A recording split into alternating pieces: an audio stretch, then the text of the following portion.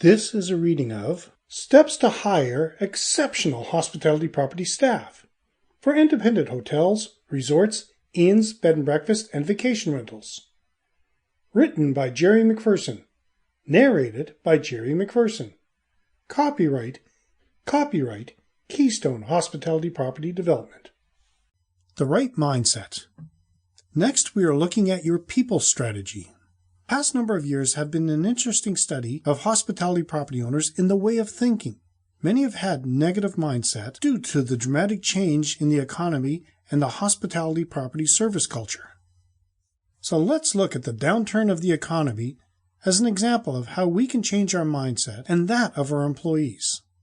After the economy started to fall, more than a few hospitality properties failed because they did not keep up with the changes. Low occupancy rates caused belt-tightening to save money, and often one of the first effects was employee cutbacks. This was understandable, but quite often the staff that remained had to take on added duties, and sometimes duties they were unprepared for. I have seen in many cases where hotel management did not take the time to retrain the remaining staff. This caused a great deal of stress. When your staff are not properly trained, overworked, and stressed, it does not take long for your services to slide.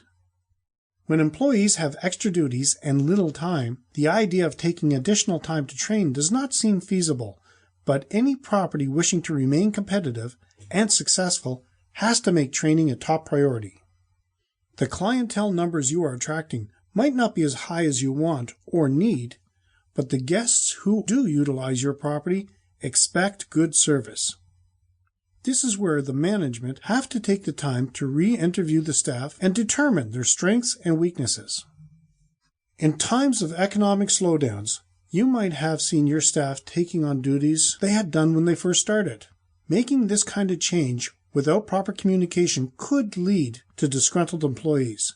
This is where it's very important to hold a staff meeting and explain the situation. You explain that times are tough, but your goal is to keep your property open and the remaining staff employed. Most often, employees will be happy they still have a job.